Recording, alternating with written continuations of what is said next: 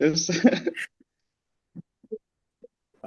It's my proud privilege to heartily welcome our proud doctor, Dr. Saurabh, who is from Jalin Medical University. And Dr. Saurabh, many congratulations for cracking this recently conducted FMG exam, बेटा. Thank you sir. बहुत बढ़िया. कैसा लग रहा है? Thank you sir. बहुत अच्छा लग रहा है सर। लग नहीं रहा था कि मतलब इतने कितने कैसे होगा कैसे नहीं होगा, बस हो गया सर। भगवान की दुआ है और आप लोग मतलब मैं तो यही कहता हूँ सर कि मम्मी ने जन्म दिया लेकिन डॉक्टर तो मिस नहीं बनाया सर। थैंक यू बेटा, थैंक यू सो मच इतना ट्रस्ट और इतना फेथ दिखाने के लिए. अच्छा, मिस्ट के बारे में पता कैसे चला था सौरभ को? सर मेरे सीनियर्स थे, तो मेरे सीनियर चार सीनियर्स ने किया था और चार के चारों का हो गया था। वाह. यस सर, तो उन्होंने ही सजेस्ट किया था कि मैंने उनसे पूछा था कि जैसे ऑफलाइन ज्यादा सही रहेगा ऑनलाइन ज्यादा सही रहेगा, कौन सा प्लेटफॉर्म सही रहेगा। तो उन्होंने कहा था मिस्ट ही कर लो और ऑफलाइन करना ज्यादा सही रहेगा। क्योंकि सर वेरी. ऑफलाइन में क्या होता है ना, टीचर जब पढ़ाते हैं तो उसी टाइम पे तुम्हें याद हो जाता है।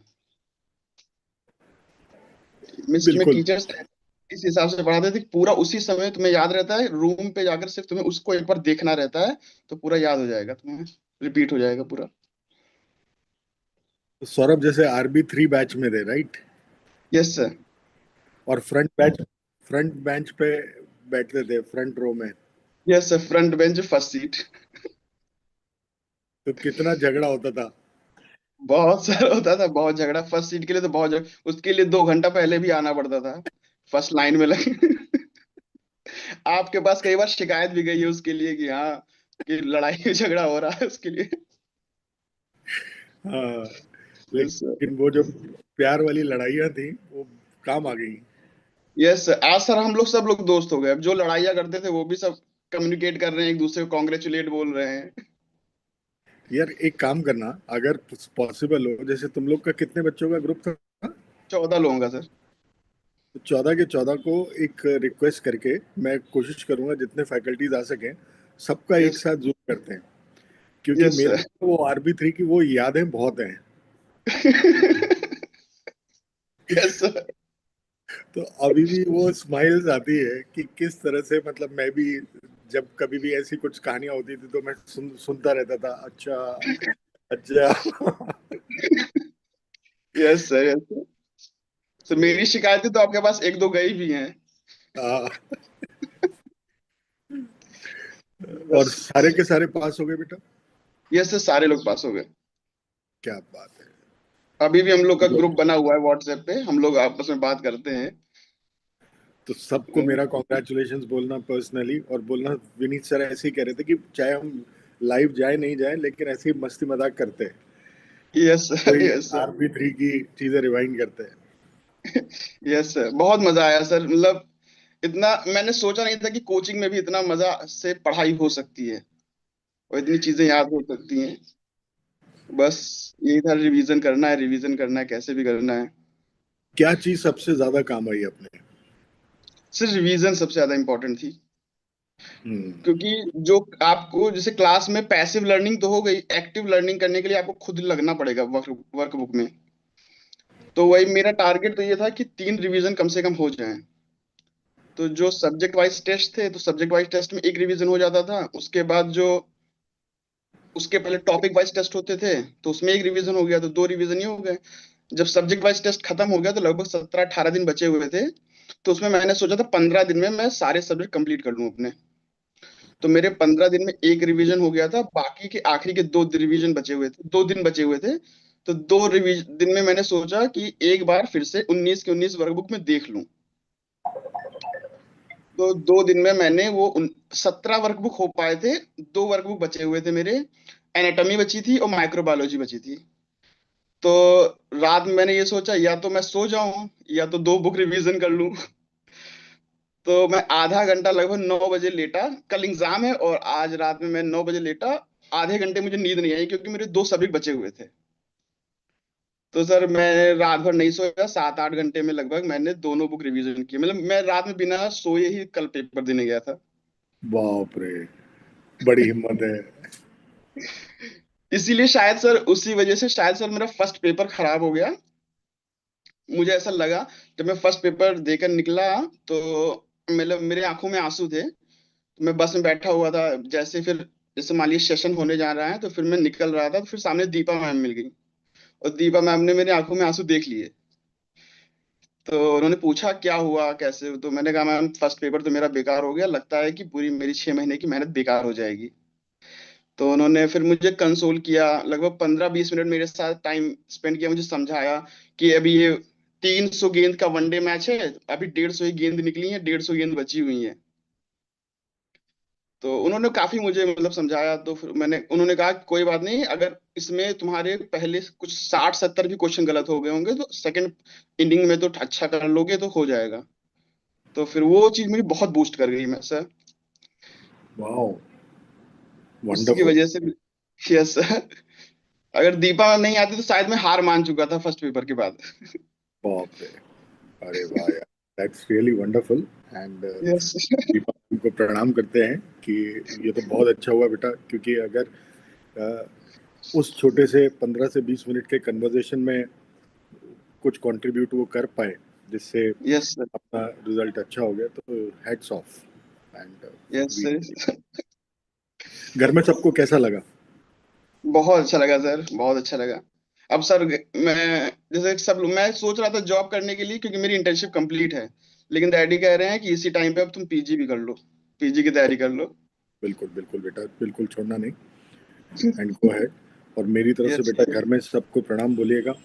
कोई ऐसा मैसेज सौरभ की तरफ से जो बहुत सारे जूनियर्स को फायदा दे, कि क्या चीज सर। उनको पकड़ के रखनी है, क्या चीज नहीं छोड़नी है, क्या चीज है जो वो फोड़ सकते हैं? सर यही है कि 19 के 19 सब्जेक्ट पढ़िए। तुम्हें नहीं पता कि एग्जाम किस सब्जेक्ट्स को लीन करके आ जाए, क्योंकि पूरे 19 सब्जेक्ट से क्वेश्चन सारे नहीं आते, केवल कंबाइन होकर आते हैं। 4 या 5 सब्जेक्ट ऐसे होते हैं जिससे सबसे ज्यादा वेटेज मिलता है, और वो स्टूडेंट्स को नहीं पता कि कौन से सब्जेक्ट से वेटेज आ जाए, बिल्कुल। इसलिए सारे सब्जेक्ट पढ़ने रहते हैं। और छोटा जैसे जो वर्कबुक है सिर्फ उसी को रिवीजन करें। आखिरी टाइम पे सर क्या होता है ना कि हम लोग का कुछ पता नहीं है सर, कई लोग थे जो हम लोग को अलग अलग ग्रुप में ज्वाइन कर ले रहे थे, 700-800 लोग थे उस ग्रुप में। उसमें क्या होता था कि नए नए मटेरियल्स पीडीएफ या यूट्यूब वीडियोस भेजा करते थे, काफी लोग उसमें डिस्ट्रैक्ट हो गए। तो मेरा तो ये था कि सर मुझे वर्कबुक से ही टाइम नहीं मिल रहा, तो मैं नई कंटेंट कहाँ ही पढ़ पाऊंगा। उसी को बार बार पढ़ना था मुझे। और एक शेड्यूल बना हुआ था कि मेरा मुझे जिस टाइम पढ़ना है उस टाइम पढ़ना है, और अमित सर ने कहा था कि पर डे 15 से 20 मिनट मतलब वॉकिंग के लिए निकालना ही निकालना है। तो वो मेरा पर डे 15 से 20 मिनट मेरा वॉकिंग पे जाता था, रनिंग में जाता था। तो रिवीजन बहुत इंपॉर्टेंट है, वाह, उसी कंटेंट को बार बार रिवीजन कीजिए। ये और और सर जो मेरे लिए बिल्कुल सही बात है कि जो वर्कबुक है उसको जितना रिवाइज करे उतना अच्छा है। Yes workbook sir. को रिवाइज, हाँ सौरभ। और सर ये है कि बच्चों की सबसे बड़ी प्रॉब्लम है उनके फार्मा और बायोकेमिस्ट्री नहीं समझ में आती उनको। तो ये क्या नाम है, उन्होंने सलमान सर ने हम लोग को बताया था कि जब 1 महीना एग्जाम रह जाए, 40 दिन एग्जाम रह जाए, तो पर डे उन्होंने शेड्यूल बना के भेजा हुआ था कि पर डे तुम्हें इतना इतना पढ़ोगे और तुम्हारा फार्मा हो जाएगी।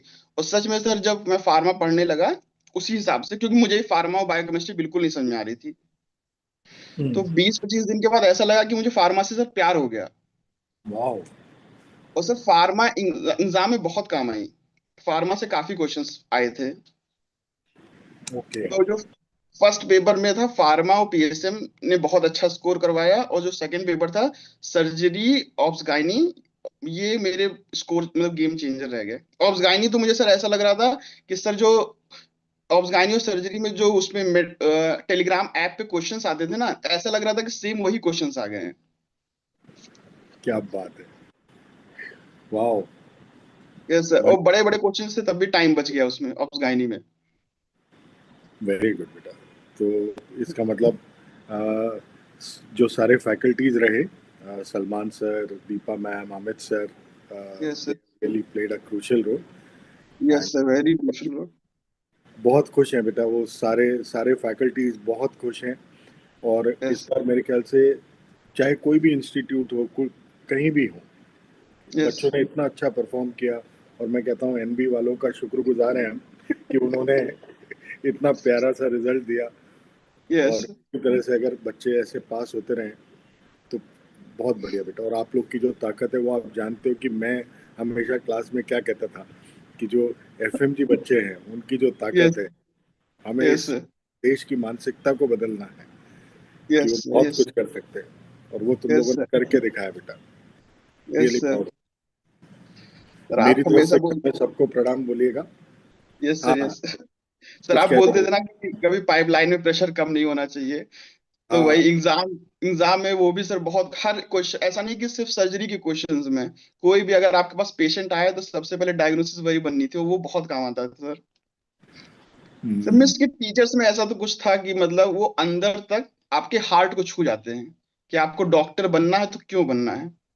तो क्या। आपको याद भी होगा शायद, मैंने आपसे चेयर मांगी थी।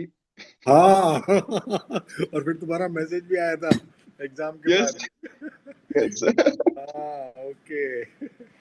हाँ, वाओ। बहुत कोऑपरेटिव है सर टीचर्स। वाओ, बहुत बढ़िया बेटा, बहुत अच्छा लगा। फिर से यस सर उन्हीं उन्हीं मेमोरीज को थोड़ा ताज़ा करने की कोशिश कर रहे। कोशिश करना आरबी3 के जितने ज़्यादा से ज़्यादा बच्चे सबके साथ ना अपन एक ऐसे इंटरेक्शन करेंगे। जैसे यस सर जब आप यस सर जब आओगे सर्टिफिकेट लेने तब भी मुलाकात करेंगे। Yes sir. चलिए सर। मेरा प्रणाम बोलना बेटा घर में सबको, और बहुत बहुत यस सर। बधाई देना। और मेरी थैंक यू। मेरी पूरी प्रेयर्स रहेंगी पूरी टीम मिस की तरफ से। तुम्हें बेस्ट विशेस है कि जिस तरह यस से थैंक तुमने यू। इस एग्जाम में करके दिखाया है, ऐसे ही जीवन में अपनी सारी ऊंचाइयों को छूते रहो, बहुत सारी यस जिंदगियां बचाओ और बहुत सारे यस परिवारों में खुशियां लाओ। Yes sir. थैंक यू और सर, थैंक यू सर।